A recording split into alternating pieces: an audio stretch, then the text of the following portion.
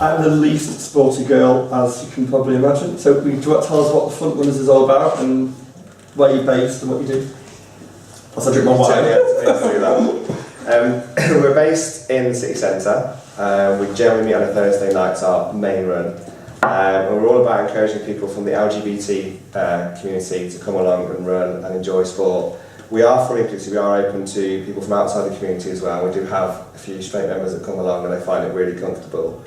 And we've talked a lot about the fact that actually we think it's really important that people feel, a lot of people had really bad experience of sport when they're at school.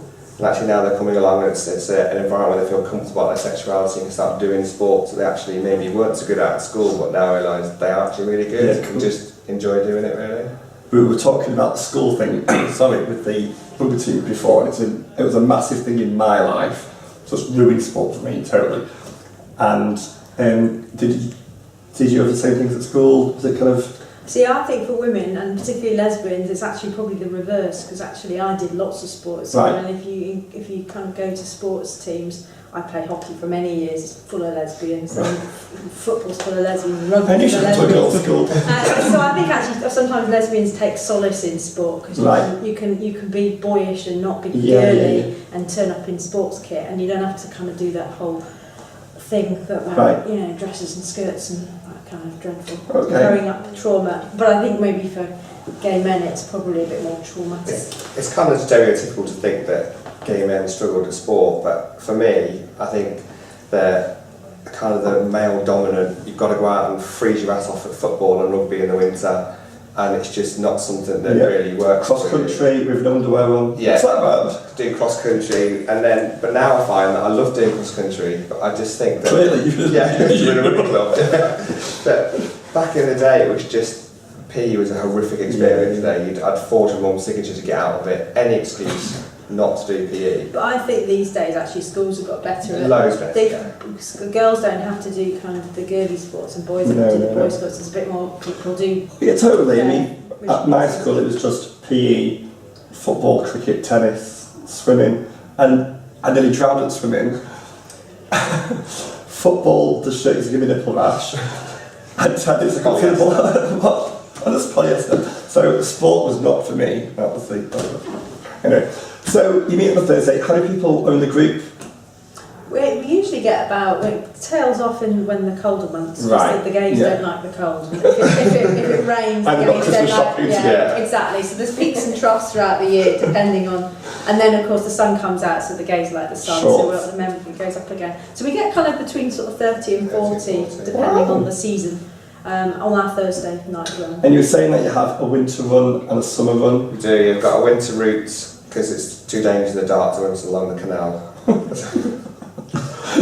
leave that one there. Let's leave the canal there. So the winter route is, again, both the routes around the city centre, but the winter one kind of takes us around the loop around the spinning fields a few times. It's better lit. It's very windy around spinning fields. It can be windy, yeah. But, and then in the summer we just switched now actually to our summer route, which takes us down the canal out towards Salford, where the geese are.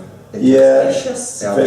Yeah. A bit clucky at the moment. I like them. Yes. But we do, as well as do Thursday runs, which is our main run, we run track sessions on Tuesdays at Sports City at the running track, which is around endurance and speed work and things. So that tends to be about kind of 12 people. And do you take the Frontrunners and do you do marathons? Or cause I saw on the Facebook page there were people advertising that you could enter different marathons, it was cheap before a certain time. Yeah, we do. We do a lot of runs outside of our Tuesday and Thursday run, and what we found happen is people become friends with each other and then they spot a run on the internet and they'll say, I fancy doing like Morecambe Bay, for example, which you think is hideous. We're going to run across Morecambe Bay Sands. 13 miles across Morecambe Bay Sands, so we go and do that. And then someone's got to do it. Exactly. And people will just spot them on the internet and suddenly you'll find a group getting together to do you're doing the Chester Half, aren't you? Or Chester's nice. This is actually Morecambe, not so glamorous. But yes, people tend to do a lot of runs outside. We have a holiday once a year, so this year we're going to Cologne to do a half marathon. Which is always good fun, so we always mix it up with some drinking as well. Well, I'll sign up then. I want to ask you about the LGBT ratio, okay, because we've just met the Canal Siders and they're a real mixed bag, which when I was doing the research today, I was thinking, I can't really see a trans girl joining a rugby team, but lo and behold, she's here today. What's your split like? We've been thinking about this actually the last few months, because I was quite, I was struck by, I mean, running is traditionally a very white middle class, tends to be older, is predominantly male, but so you long distance running. Yeah, long distance running. So you go to any races and it is full of middle-aged, white middle-class people out running, and that's not just in Manchester, that's a kind of international one. So we kind of were looking at our membership, and actually we do record people. Why is that, do you think, though? What, in terms of... Yeah, just like, why do you think it attracts that kind of person? Well, we're talking about this, we're not quite sure. I think people put off at school. Yeah. I think, I don't know. I don't know whether I think it's the amount of time you need to put in. I think those people with more free time than because of their work and while it's not overly expensive, you do need to invest in a decent pair of trainers, and you do have to travel quite a lot to go to different events. So it tends to be people that have more time on their hands, have a little bit more money, getting into sport later on. I don't know, it's really. difficult to say exactly. But I think going back to your question about sort of diversity and things, we've sort of thought about it, because I was struck that, did we have, what was our representation of bisexuals within the group? Yep. We know, I mean, actually, Frontrunners is an international organisation. There's a Berlin Frontrunners, a New York Frontrunners, so there's about 5 or 6 in the UK.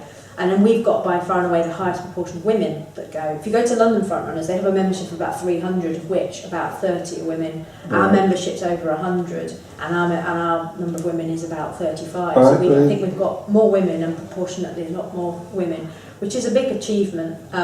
But also we did wonder whether we weren't catering for bisexuals, and we weren't catering for the trans community. And we did have a big discussion about this, and partly because as well, UK athletics require you to enter the race as a male or female. Right. And we had a big discussion about whether we should, on our application form to join, whether we should have, do you assign a trans box? Do you identify with your sort of birth gender, that sort of thing? And it was pointed out that actually UK athletics don't let you ask that question. So if you are trans, you have to enter the race as the gender you were assigned at birth. The gender that you are, but So there's issues around training facilities. So we've sort of started to think about it. That's good though. And it would be interesting to hear. To see, I mean, one thing which we're passionate about here at the Canal Street Sessions is youth and people watching this who might just stumble across it on Facebook or whatever, and it could be 16, 17, 18 and thinking, really into sport, really into running. How do they get involved with Frontrunners? Do we do it through Facebook? Do we just turn up on a Thursday? We actually, our membership, I think, is 18 and over, isn't it? It is, right, okay. So we don't... Yeah, so you don't have a kind of youth running group or anything? No, again, it's to do with UK athletics, to have youth groups for races and stuff, so ours is 18 and over. But if you were 18 and you were at home and you weren't part of the scene or anything, you wanted to come down and get involved, do it through Facebook. I mean, we do quite a lot of work on making sure that new people feel very sort of comfortable. And we do every year we do sort of quite a detailed survey asking people questions about, what was it like when you first came. So we do, generally someone from the committee will always go up and say hello to a new member. Cool. And then we usually buddy people up, certainly their first couple of runs. And people are just made to feel very, very included. So great meeting you, thank you so much. Thank you. Frontrunners everyone, go! That's it.